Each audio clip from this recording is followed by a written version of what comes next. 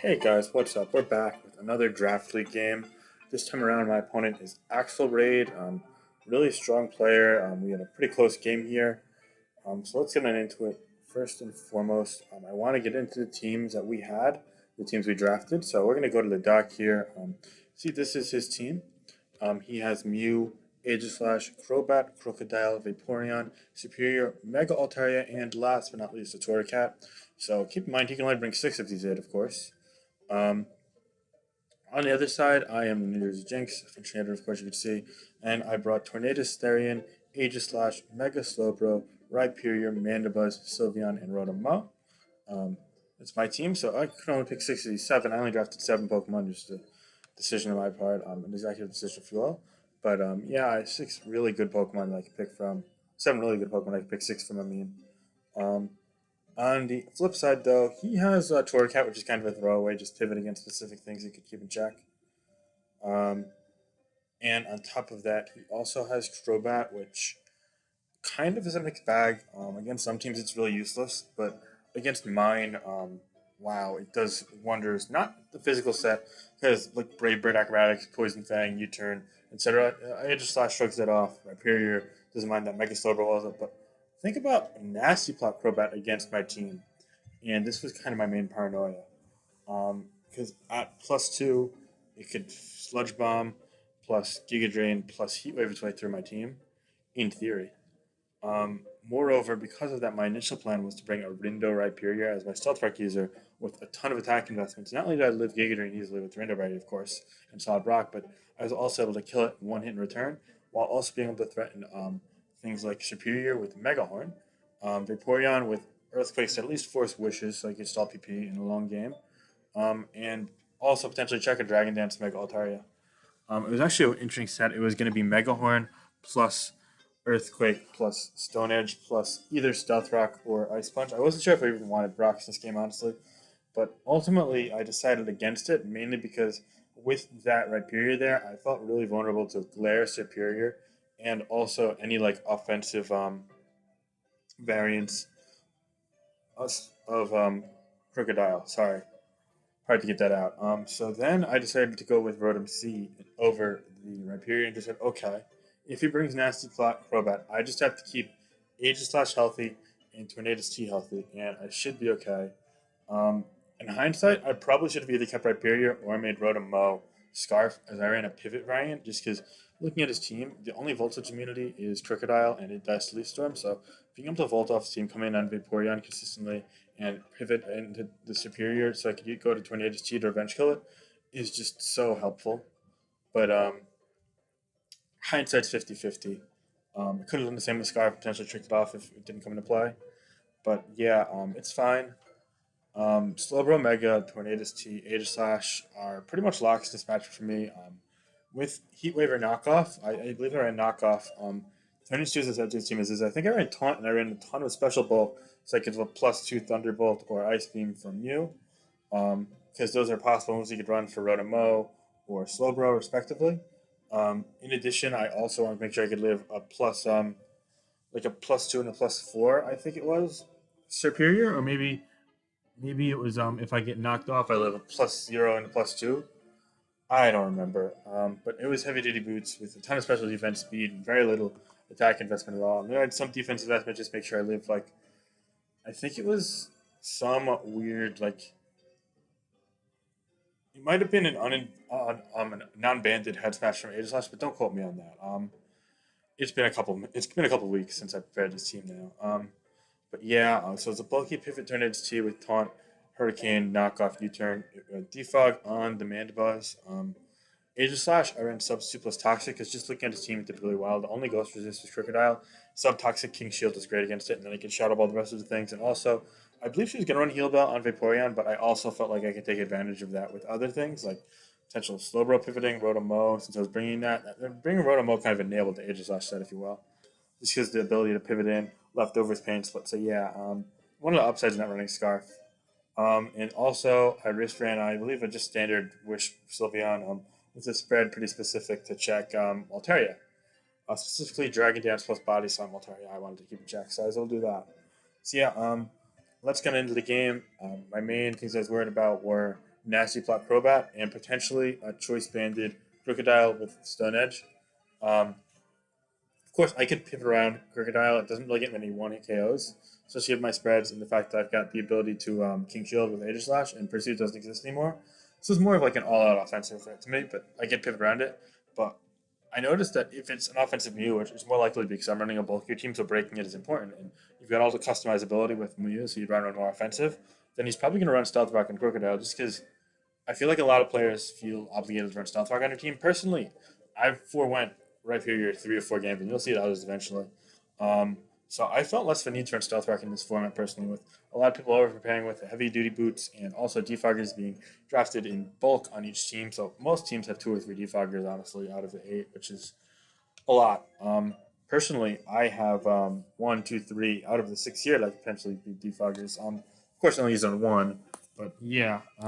Without further ado, looking at the team, he did not, in fact, bring his Terracotta or his Superior. So all my Superior was and over prep for it ended up being kind of useless. Which right off the bat, when I saw it, I was like, okay, shit. So he's not using Superior as a breaker, but I feel like he wants to have some special firepower. So there's probably gonna be Nasty Plot on Mew or on the bat. And I'm just hoping he didn't realize that Nasty Plot Crobat matched up so well against me, or he was running like Roost over say Heat Wave, so Aegislash should be fine.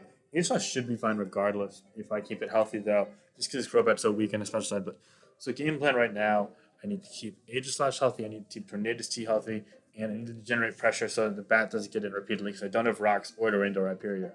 So matchup wasn't feeling great just because I tunneled on the Superior. So that was a kind of a rookie mistake by me. I overprepared for Superior and he didn't bring it. I should have prepared equally for all possible threats to my team. And that's my bad because I kind of have natural checks to Superior as is. So that was poor of me for sure. But it's definitely a winnable game. He's going to lead Crocodile and I'm going to lead Rotom-Mow.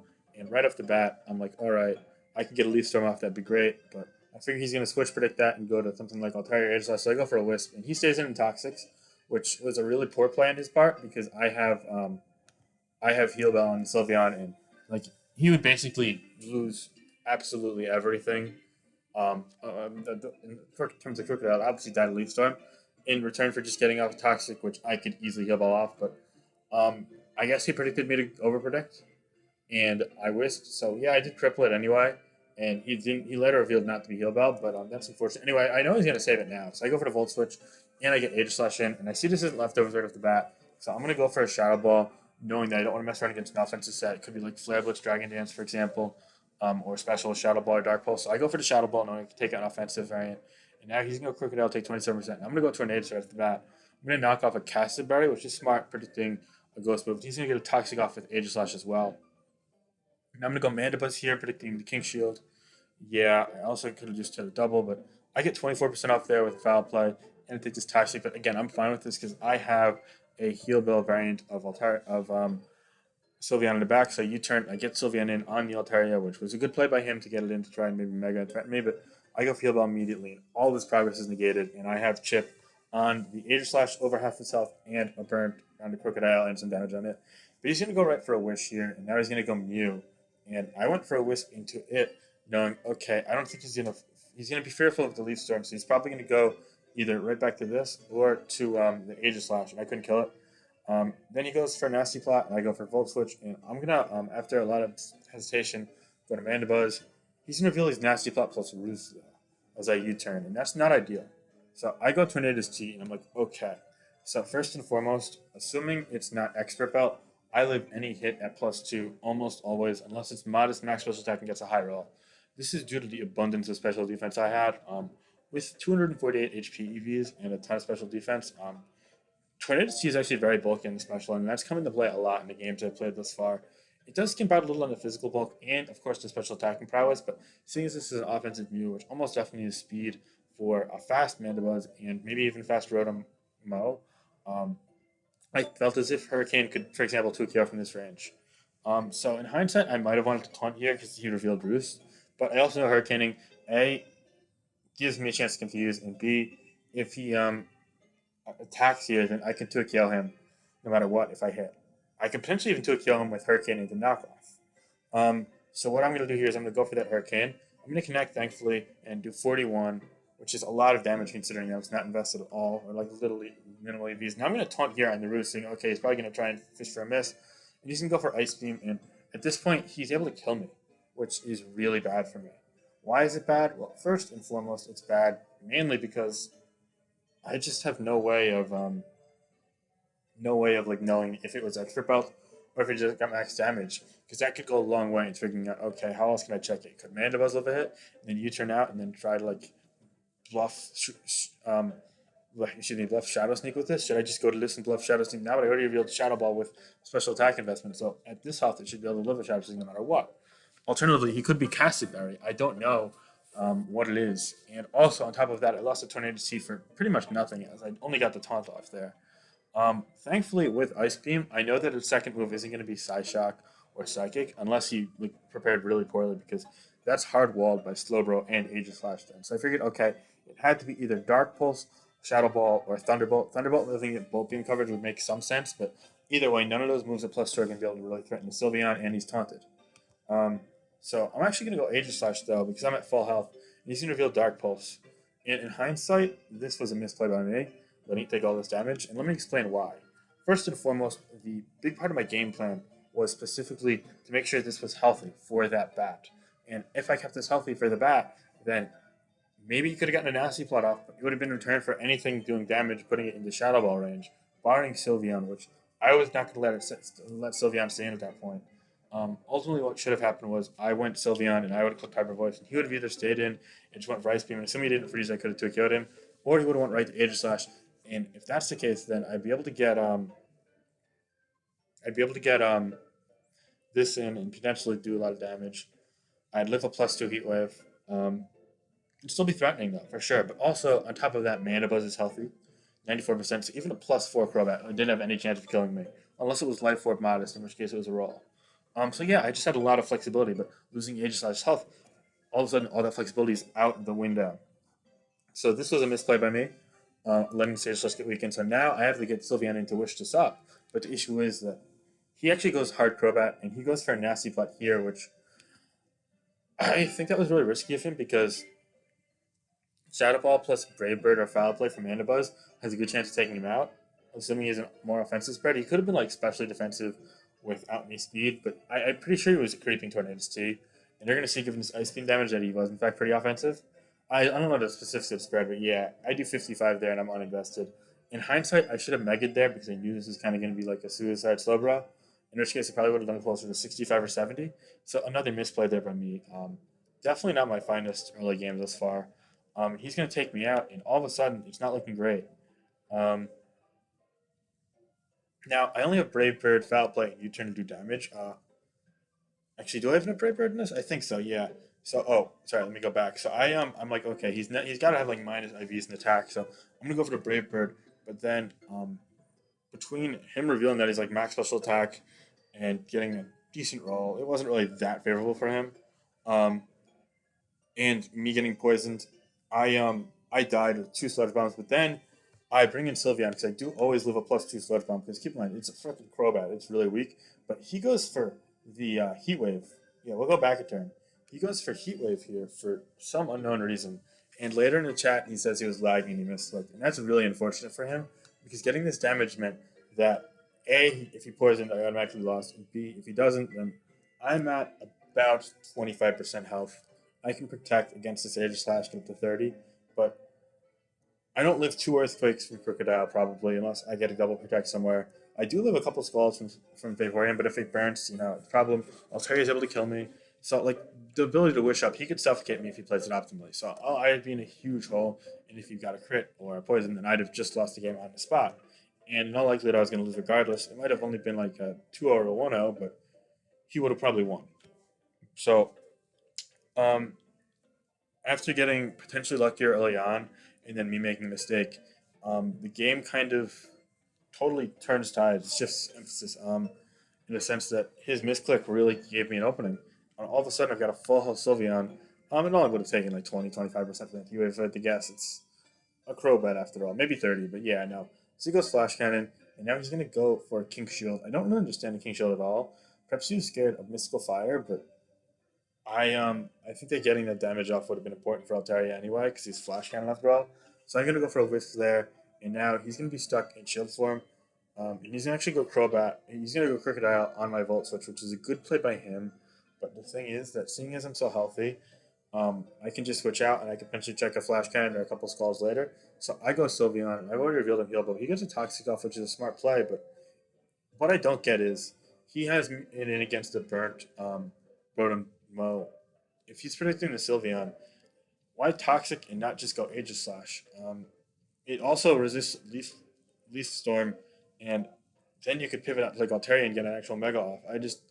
The Toxic was kind of a nonsensical mid ground in my eyes, but hey, it worked for me because I got this in. So not only did I get a heal ball off, but also he stayed in an Earthquake. So now I'm going to be able to get a Wish off, and I could heal ball off any future Toxic since he's slowly dying. It's not left over. So he gets a critical hit with Earthquake there, but it doesn't really issue me much whatsoever.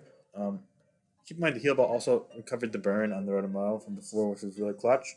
I'm going to wish all the way back to full health now, and I feel as if I'm in the driver's seat at this point. He goes for Earthquake as I wish again. I'm not strapped for Wish PP, and he's taking burn damage each turn. Now he goes Aegis Slash as I go Rotom-Mow, knowing I could survive any hit. I'm going to get myself up all the way to falls. He's down to 34% now, and he's going to Crocodile this time around, and I'm like, okay, I can't Volt Switch. I'm just letting this take a Flash Cannon or this take a Shadow Ball. So I'm going to stay in a Leaf Storm, which would let Volt Switch kill the Aegis Slash in the following turn. And he's going to go Crocodile for some unknown reason when Aegis Slash lived any hit. I didn't really get that either.